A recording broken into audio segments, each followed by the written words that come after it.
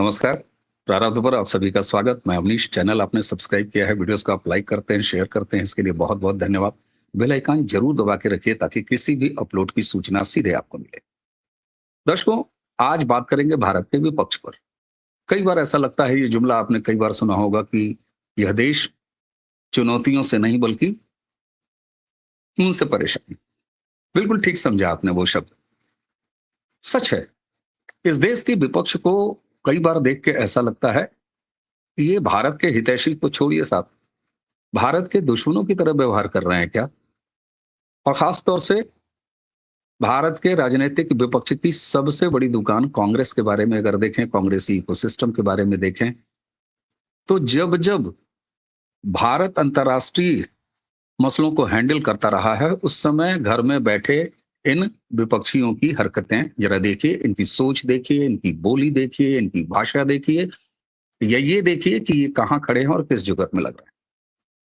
कोई भी अगर आंख खोल के कांग्रेस और कांग्रेसी इकोसिस्टम सहित शेष विपक्ष के इस समय की हरकतों को देखे, तो जो कुछ भी ईरान, इजराइल, अमेरिका, पूरे मिडिल ईस्ट, यहां तक कि रूस और यूक्रेन के बीच में चल रहा, तो उसे ये साफ अंदाजा हो जाएगा कि इस देश का विपक्ष चाहता है कि भारत युद्ध में उलझ जाए। वो भारत जिसका इस युद्ध से कोई लेना देना नहीं, कोई मतलब नहीं, और भारत राष्ट्र प्रथम की भावना से सारी चीजें हैंडल कर रहा है। अब ऐसे में एक दो तथ्यात्मक उदाहरणों के साथ आपको यह जानना चाहिए कि वाकई किस तरीके से इस देश का विपक्ष भारत के खिलाफ काम कर रहा है, अपने ही देश के खिलाफ प्रोपेगेंडा फैला रहा है। पिछले 24-26 घंटे में आपने देखा होगा कि साहब, ट्रंप ने परमिशन दी भारत को, तब भारत रूस से तेल खरीदेगा। यानी पहले कहा गया कि ट्रंप ने मना कर दिया, और उसके बाद अब कहा जा रहा है कि ट्रंप ने परमिशन दी, तब भारत रशिया से तेल खरीद रहा है। इसकी सच्चाई जरा जानेंगे और तथ्यों के आधार पर जानेंगे। सबसे पहले जरा एक वीडियो आपको सुनाता हूं, उस वीडियो को सुनिए। इस वीडियो में ये साहब जो आपको दिखाई देंगे, ये हैं अमेरिका के एनर्जी सेक्रेटरी यानी ऊर्जा सचिव। जरा सुनिए, एक टेलीविजन चैनल में ये खुल के क्या बोल रहे हैं, उसके बाद हम आगे बात करेंगे। Floating Russian oil storage that's around southern Asia. It's China just backed up. China does not treat their suppliers well. So there's a bunch of floating barrels just sitting there. We've reached out to our friends in India and said, buy that oil, bring it into your refineries. That pulls stored oil immediately into Indian refineries and releases the pressure on other refineries around the world to buy oil that they're no longer competing with the Indians for in that marketplace. So we have a number of measures like that that are short-term and temporary. This is no change in policy towards Russia. This is a very brief change in policy just to keep oil prices down a little bit better than we could otherwise. सुना आपने? Energy secretary America के ये कह रहे हैं कि चूंकि middle east सहित ईरान के आसपास इन सारे इलाकों में जिस तरीके से क्राइसिस चल रही है, तो ये बड़ा आम है कि ऑयल क्राइसिस आएगी, और ऑयल क्राइसिस आएगी तो हमने भारत में अपने लोगों को, अपने मित्रों को, अपने लोगों नहीं, अब यहां भी आप समझें कि भारत तेल कैसे खरीदता है। भारत की सरकार रूस से तेल नहीं खरीदती, कुछ कंपनियां हैं वो तेल खरीदती हैं और तेल खरीद के भारत को देती हैं, क्रूड ऑयल सप्लाई करती हैं। यही तरीका है, कोई सरकार या सरकारी कंपनी जाके नहीं खरीदती। तो यहां एनर्जी सेक्रेटरी ये कह रहे हैं कि साहब, हमने भारत में अपने कॉन्टैक्ट्स को बोला, जिनके साथ हमारे व्यापारिक संबंध हैं, कि आप रशिया से तेल खरीदिए और अपनी रिफाइनरीज में ले आइए, वहां प्रोसेस कीजिए, ताकि जो एक बैलेंस है वो बना रहे। इस समय उसकी सबसे ज्यादा जरूरत है पूरे विश्व को। यानी भारत की रिफाइन करने की शक्ति और कैपेसिटी का इस्तेमाल इस समय वैश्विक हलचल जो मची है और उससे जनित जो क्रूड ऑयल या ऑयल सप्लाईज में बाधा आएगी, उसको बैलेंस करने के लिए अमेरिका ने भारत को अप्रोच किया और कहा कि आप रूस से तेल खरीदिए। बाकी भारत नियमित रूप से जो तेल खरीदता रहा है, उसका क्या हुआ, तो जरा उसको भी देखने की कोशिश करते हैं और तथ्यों के आधार पर देखने की कोशिश करते हैं। यह स्लाइड मैं आपको दिखाऊंगा और उस स्लाइड से आपको पता लगेगा कि वाकई हम कितना तेल कब कब रसिया से खरीदते रहे। 2022 से पहले भारत रूस से कितना तेल खरीदता था, और ये तब था जब रूस और यूक्रेन की लड़ाई अभी शुरू नहीं हुई थी। उससे पहले हम रूस से बहुत कम तेल खरीदते थे।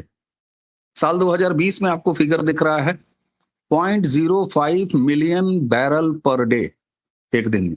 2021 में ये figure 0.07 million barrel per day. जनवरी 2022 में, यानी 2022 के पहले छमाही में 0.1 मिलियन बैरल पर डे ये हमारा रशिया से तेल खरीद थी। यानी 2022 से पहले भारत रूस से केवल 1 से 3 लाख बैरल पर डे तेल ही खरीदता था। उसके बाद क्या स्थिति हुई, उसके बाद जरा चलते हैं। अब ये उसके बाद की फिगर है। ये फिगर हमें क्या बताती है साहब कि 2022 के बाद हमने रूस से कितना तेल खरीदना शुरू किया। ये स्थिति तब जब रशिया और यूक्रेन की लड़ाई शुरू हो गई थी और पश्चिमी देशों ने, अमेरिका ने रूस पर बैन लगा दिया। बैन लगाने के बाद ये वाजिब है कि सामान्यतः देश रसिया से तेल नहीं खरीद सकते थे, तो उसने डिस्काउंट ऑफर करना शुरू किया। और जब डिस्काउंट ऑफर करना शुरू किया तो 2022 की दूसरी छमाही में हमने बढ़ाया तेल खरीद और 0.9 मिलियन बैरल पर डे तेल खरीदा जाना शुरू हुआ। 2023 में ये बढ़ा 1.7 मिलियन बैरल हुआ। 2024 में 1.6 से 1.8 मिलियन बैरल हुआ और 2025 में ये हुआ 1.5 मिलियन बैरल पर डे। यानी 2021 में 70,000 बैरल पर डे जहां तेल खरीदा जाता था, वहीं 2023-24 में 17 से 18 लाख बैरल तेल रशिया से भारत खरीदता रहा। यानी अगर इस बढ़त को देखें तो ये बढ़त हुई 20 से 25%। अब इससे हमें हासिल क्या हुआ, ये भी जरा जानने की जरूरत है। रूसी तेल पर हमें 10 से 30 डॉलर प्रति बैरल तक डिस्काउंट मिलता रहा। और अगर इस डिस्काउंट और हमारे खरीदे गए तेल को देखें और ये अंदाजा लगाएं कि हमें कितने का प्रॉफिट हुआ, कितने की बचत हुई, हमने कितना सेविंग्स की, तो 2022 में हमने 5 से 7 अरब डॉलर बचाए। 2023 में ये बचत 12 से 15 अरब डॉलर पहुंची और 2024 में ये 10 से 12 अरब डॉलर। यानी 2022 से 2024 तक अगर हम अंदाजा लगाएं तो लगभग 27 से 34 अरब डॉलर, जो कि 2.2 से 2.8 लाख करोड़ रुपए होते हैं भारतीय मुद्रा में, वो हमने रशिया से बचाए। लेकिन हमारे यहाँ प्रोपेगेंडा क्या चलाया जा रहा है, कांग्रेसी इकोसिस्टम तमाशा क्या खड़ा कर रहे हैं कि नहीं साहब, ट्रंप चचा ने जब बोला है तब जाके हम तेल खरीद रहे हैं और अब भारत को रूस से तेल खरीदना है कि नहीं खरीदना है, इसके लिए अमेरिका से परमिशन लेनी पड़ रही है। आप सोचें जरा, इस तरह की लफाजी, इस तरह की फर्जी बातें करके कांग्रेसी इकोसिस्टम करना क्या चाहता है? क्या इस देश का विपक्ष भारत को कमजोर देखना चाहता है? ईरान का वो नेवल शिप जिसको कि श्रीलंका के पास न्यूट्रलाइज किया अमेरिका ने, उस पर भी भारत के विपक्ष ने क्या क्या शुरू किया, जबकि ये साफ तौर पर है कि उस शिप ने कहीं भी भारत से मदद नहीं मांगी थी। और आप सबको जानना चाहिए, एक ठीक उसी तरह का शिप इस समय भारत के कोच्चि बंदरगाह में खड़ा है और उसमें लगभग 250 के आसपास ईरानी नौसैनिक भी मौजूद हैं, आराम से खा रहे हैं, पी रहे हैं और उनका जहाज भी सुरक्षित है। क्यों ये चर्चा नहीं हो रही? इस देश का स्थापित मीडिया भी ये चर्चा नहीं कर रहा। कारण क्या कि ठीक वो शिप जो श्रीलंका के पास न्यूट्रलाइज किया अमेरिका ने, उसी तरह का एक शिप अपनी तकनीकी गड़बड़ियों के चलते ईरान का वो हिंद महासागर में था और उसने भारत से जो इंटरनेशनल लॉ हैं उनके तहत मदद मांगी कि हमें इसको डॉक करने की अनुमति दीजिए। भारत सरकार ने वो अनुमति दी और बाकायदे वो जहाज कोच्चि में आया, बंदरगाह में खड़ा हुआ और न सिर्फ खड़ा हुआ बल्कि जिस समय आप ये वीडियो देख रहे हैं, ये सारा तमाशा चल रहा है, उस समय भी वो ईरान का वॉरशिप वहीं कोची बंदरगाह में खड़ा है। यहां पर ईरान ने भी खेलने की कोशिश की। उनके रक्षा मंत्री, विदेश मंत्री ने 2 बार इसका जिक्र किया कि हमने आपके यहां मेहमान भेजा था, हमने आपके यहां मेहमान भेजा था। लेकिन भारत ने सही समय पर आके ये मूव खोला और खुद भारत ने ये नहीं कहा। ये जानकारी मुझे कहां मिली? आप एएनआई का ट्वीट देखिए। एएनआई के जरिए अब से 1 दिन पहले भारत ने ये खबर अंतरराष्ट्रीय जगत में पहुंचाई है कि जब ईरान ने अपने वारशिप के लिए हमसे मदद मांगी थी तो हमने मदद दी थी, और ईरान का वो वारशिप इस समय कोची बंदरगाह में आज भी खड़ा है। श्रीलंका के पास जो न्यूट्रलाइज हुआ, वो शिप कहीं से भी ईरान के जरिए हमसे मदद नहीं मांगा था। लेकिन उसके बावजूद भी, चाहे वो खोमैनी की मौत हो, चाहे ईरानी वारशिप पर अमेरिका का हमला हो, भारत का विपक्ष लगातार ये चाह रहा है कि भारत इसमें कहीं न कहीं से अंतर्राष्ट्रीय स्तर पर उलझ जाए। आप सोचें, युद्ध की इस स्थिति में जिससे हमें कोई मतलब भी नहीं है, हमारा कुछ बनता भी नहीं है, हम क्यों उलझे? और अंतर्राष्ट्रीय कूटनीति इस देश का हारा हुआ विपक्ष तय करेगा। भारत की विदेश नीति इस देश का लतियाया गया, भगाया गया, 2014 से लगातार भगाया जा रहा भारत का विपक्ष तय करेगा। नहीं साहब, हम करोड़ों मतदाताओं ने भारत की सरकार को यह अधिकार दिया है, और भारत की सरकार अंतर्राष्ट्रीय स्थितियों को देखते हुए वो सब करने की अधिकारी है जो उसे उचित लगता हो, और सरकार वो कर रही है। इस समय अंतर्राष्ट्रीय स्तर पर फैली इस अशांति में जहां हमारा कोई रोल नहीं है, हमारा मात्र एक रोल है। 92 लाख वो भारतीय हमारे, जो इस पूरे मिडिल ईस्ट एरिया और जितना भी ये जो पश्चिमी एशिया का हिस्सा है जो इस समय डिस्टर्ब है, वहां पर रह रहा है, उसकी सुरक्षित वापसी या वहां रहते हुए उसकी सुरक्षा। और भारत ये लगातार कर रहा है, चाहे ईरान से कर रहा है, चाहे मिडिल ईस्ट के और देश, हर जगह से ये कर रहा है।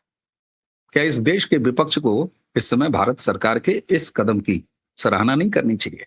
आने वाले जो सुरक्षित लाया जा रहे हैं वो तो कह रहे हैं, लेकिन यहां पर तथ्यों के साथ काटना बड़ा आवश्यक है इस पूरे कांग्रेसी इकोसिस्टम को। इसलिए मैंने ये प्रयास किया कि ये जो इनका खेल है, जहां पर यह कहा जा रहा है कि अब भारत को रूस से तेल खरीदना है कि नहीं खरीदना है, ये ट्रम्प चचा हमें बताएंगे। नहीं साहब, ये उनकी गरज है, क्योंकि भारत की रिफाइन करने की क्षमता, भारत की इंटरनेशनल इश्यूज को डील करने की क्षमता उस स्तर की है इस नए भारत की, कि जिसमें पूरे विश्व को यह अपेक्षा है कि भारत, जब ये गाढ़ा समय आ रहा है पूरे विश्व के सामने, और जब तेल सप्लाईज में बाधा पड़ेगी, तो भारत वो देश है जो रशिया से तेल लेगा, उसे रिफाइन करेगा, रिफाइन करके खुद इस्तेमाल करेगा, और इस्तेमाल करने के अलावा बाकी विश्व की मदद करेगा। आज भारत से ये अपेक्षा है। लेकिन इस पूरे नैरेटिव को बदलने का कैसे प्रयास किया कांग्रेसी इकोसिस्टम ने? आप जरा कल्पना कीजिए कि सूचना के इस क्रांति के दौर में भी अगर कांग्रेसी इकोसिस्टम इतनी बेशर्मी, इतनी बेहयाई कर रहे हैं, तो फिर आप सोचें अगर इनकी सरकार होती तो ये क्या करते। शर्म आनी चाहिए भारत के राजनीतिक विपक्ष को कि वो चाहते हैं कि हमारा देश युद्ध में उलझ जाए बिना किसी मतलब के। लेकिन हम भारतीयों ने 2014 से जो सांस्कृतिक क्रांति की है, उसने अपने लिए एक ऐसी सरकार चुननी शुरू की है जो कि राष्ट्र प्रथम, भारत प्रथम, भारत को क्या मिलेगा, भारत सबसे आगे रहेगा, इस नीति को लेकर आगे बढ़ रही है। और यही कारण है कि इस देश का विपक्ष आज अपनी इस गति को प्राप्त करने की ओर लगातार अग्रसर है और खाई की तरफ गिरता जा रहा है। खोमेनी की मौत पर लंबे लंबे आर्टिकल लिखना, मैं उस पर नहीं जाऊंगा, वीडियो लंबा हो जाएगा। इससे पहले भी हमने बातचीत की है कि ईरान कब हमारा मित्र रहा है भाई। ये अंतर्राष्ट्रीय संबंध हैं, यहाँ लेन देन का संबंध चलता है, और उस लेन देन के संबंधों के बीच ख्याल सिर्फ एक बात का होना चाहिए कि हमारे देश का भला हो रहा है या नहीं। इसलिए इस वीडियो को अगर आप जरूरी समझते हो तो आगे जरूर बढ़ाइएगा, इसे लाइक कीजिएगा, शेयर कीजिएगा, और चैनल को अब तक अगर आपने सब्सक्राइब नहीं किया है तो जरूर सब्सक्राइब कर लीजिए।